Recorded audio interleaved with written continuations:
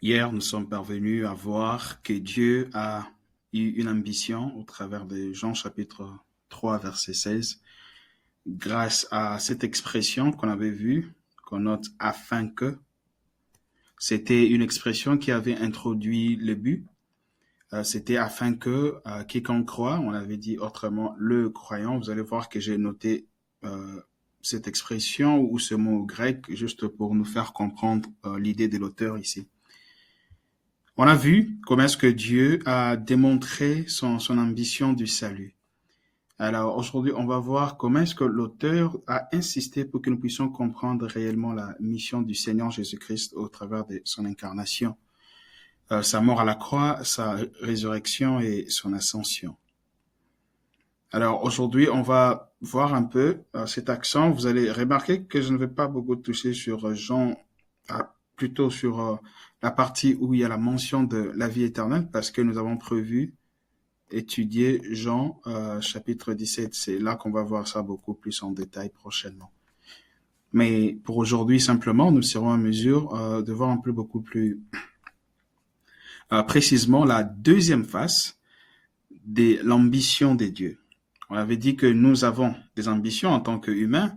Dieu aussi porte des ambitions. Lorsqu'il a envoyé son Fils Jésus-Christ, parce que l'idée de donner, l'auteur est en train de nous faire comprendre, lorsqu'on dit qu'il a donné son Fils unique, l'idée ici de donner est en train de faire référence à envoyer. C'est pourquoi ici nous avons le mot envoyer. Il est en train d'insister. Ce car ici introduit la raison du verset précédent où c'est en effet. On peut aussi dire car, littéralement, même si nous essayons un peu de voir aussi le grec. On verra que le verset 17 vient pour, m'excuse, appuyer le verset 16. Car Dieu, ou en effet Dieu, n'a pas envoyé, voilà, ça c'est juste une suite logique. Lorsque l'auteur est en train de dire que Dieu a donné son Fils unique, c'est bel et bien parce qu'il est en train de faire référence au fait d'envoyer son Fils. Alors, il a dit qu'il a envoyé son Fils il n'a pas envoyé plutôt son Fils dans le monde pour qu'il juge le monde. On va voir pourquoi l'auteur est en train de le dire dans quelques minutes. Mais c'est pour que le monde soit sauvé par lui. Mais l'auteur ne s'arrête pas là. Il existe un danger majeur lorsque nous exploitons un texte dans une forme de singularité. C'est-à-dire qu'on voit le texte comme tel sans tenir compte du contexte immédiat, c'est-à-dire le verset précédent et les versets qui suivent. Pourquoi je suis en train de le dire? Eh ben, c'est pour corriger un peu l'idée ici du salut tout général, sans précision. Alors que notre Dieu, c'est un Dieu de précision. C'est pourquoi on a précisément cette expression. Je dis encore précisément ici, cette expression de quiconque croit. Quiconque croit, on était à mesure de voir un peu le grec la fois passée, prière de consulter la vidéo précédente. C'est o pistiouon, c'est une expression, plutôt, c'est un mot, disons, pour être beaucoup plus précis, qui veut simplement dire le croyant en grec, littéralement. Ou encore, celui qui croit, en d'autres termes. Donc, ça, c'est une traduction littérale et fidèle au mot. Alors, si nous descendons en bas, on a dit Dieu, en effet, n'a pas envoyé son Fils dans le monde pour qu'il juge le monde, mais pour que le monde soit sauvé par lui. Qu'est-ce que cela veut dire? Ça veut simplement dire que le fait d'être épargné du jugement veut dire se reposer en Christ ou croire en Jésus-Christ. Remarquez, il y a cette répétition du mot. Ici, on avait quiconque croit, ce qui n'est pas mauvais comme traduction, mais on se poserait la question, ou c'est une question que l'on peut poser au traducteur, parce que c'est vraiment un travail difficile à faire, et nous rendons grâce à Dieu pour le travail des traductions bibliques. C'est vraiment un grand travail, et nous devons vraiment prier pour tous ces frères et toutes ces sœurs qui passent des nuits blanches ensemble pour nous traduire la Bible fidèlement. Mais aussi, il arrive que l'on puisse avoir d'autres accents qui peuvent ne pas rendre un très bon service dans la compréhension d'un passage, tel que ici. Lorsqu'on voit ici quiconque croit, généralement, on a tendance à à se limiter seulement à ce quiconque. Mais quand nous touchons le grec, on est à mesure de voir qu'il s'agit bel et bien des opisteuion. Ça veut simplement dire le croyant ou celui qui croit. Et si nous descendons au verset 18, c'est fidèlement traduit avec celui qui croit. Alors que c'est le même mot qu'on est en train d'observer ici. Opisteuion, quand on voit aussi le grec, c'est le même mot. Donc, si on va beaucoup plus profondément, nous pouvons dire, ici par exemple, dans le verset 16, car Dieu a tant aimé le monde qu'il a donné son Fils unique, afin que celui qui croit ne périsse point, mais qu'il ait la vie éternelle.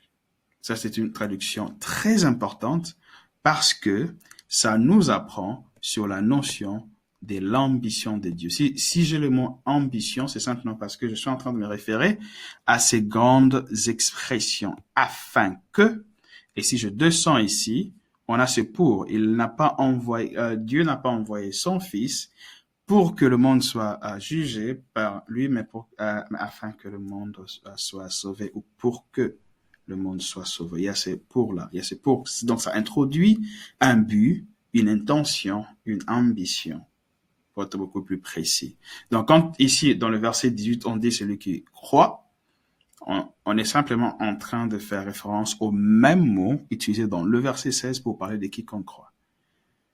Jésus-Christ est envoyé ou est donné par le Père afin que seul celui qui croit en lui soit sauvé ou soit épargné du jugement.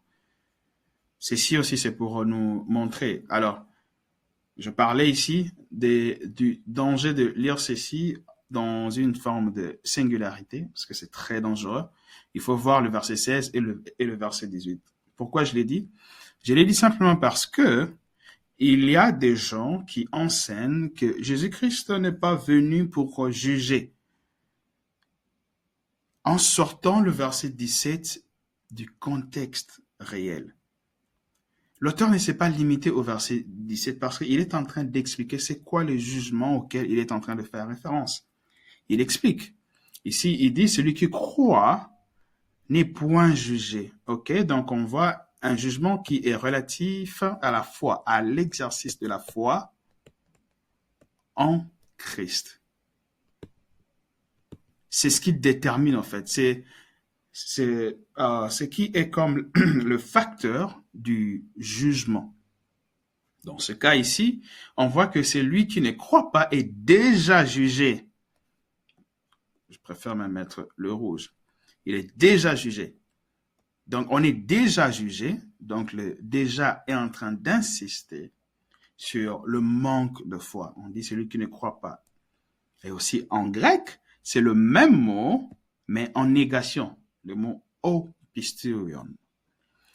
Avec négation, on dit celui qui ne croit pas est déjà jugé. Celui qui n'exerce pas la foi en Christ est déjà jugé. Parce qu'il n'a pas cru au nom du Fils unique de Dieu. En d'autres termes, nos frères et sœurs, membres de nos familles, cousins, collègues, ou je ne sais qui ne croient pas en Jésus-Christ, sont déjà sous le jugement. C'est pourquoi nous devons proclamer l'Évangile, afin que l'Esprit du Seigneur, par sa puissance, se mette en exercice dans la résurrection de mort. Parce que c'est la parole de Dieu qui ressuscite le mort. C'est la parole de Dieu qui libère les captifs. C'est la parole de Dieu, c'est-à-dire l'Évangile ici, qui sauve, qui épargne. C'est seul celui qui croit qui est sauvé. Il ne s'agit pas seulement de dire intellectuellement, je crois en Jésus-Christ, mais il s'agit de l'exprimer réellement. Ça va de la tête au cœur. Parce que c'est possible de maîtriser tous ces versets, de maîtriser les Grecs, de comprendre toute la théologie de l'auteur. C'est très possible de comprendre ça comme ça intellectuellement et finir en enfer. Il ne s'agit même pas de passer des années à l'église ici, mais il s'agit vraiment d'être celui qui est défini, comme ici en grec, comme le croyant. Parce que c'est seul le croyant qui est épargné du jugement. Seuls ceux qui croient en Jésus-Christ. Il ne s'agit pas non plus de croire en du n'importe quoi. Ici, il faut croire en celui qui est le Fils unique de Dieu. C'est pour ça même que Jean est en train d'écrire ceci, afin que nous puissions croire que Jésus-Christ est bel et bien le Fils de Dieu et qu'en croyant en son nom, nous ayons la vie éternelle. La vie éternelle. Eh bien, c'est ce qu'on verra quand on va étudier Jean chapitre 17. L'insistance ici, c'est que il n'est pas venu juger ce qui est déjà jugé. Le monde est déjà jugé. Pourquoi? Parce que le monde ne croit pas au témoignage que Dieu le Père a rendu à Christ son Fils. C'est pourquoi le monde est déjà jugé. Maintenant, comment sortir de ce jugement? C'est en croyant en celui qui est le Fils unique de Dieu. Éternel tendre Père, nous prions que tu puisses bénir cette parole, nous instruire, Seigneur, combien c'est urgent de prêcher l'Évangile et aussi combien c'est urgent que nous-mêmes puissions croire en l'Évangile pour que nous soyons sauvés. Croire en Jésus-Christ, le Fils unique, venu du Père, au nom de Jésus-Christ. Amen.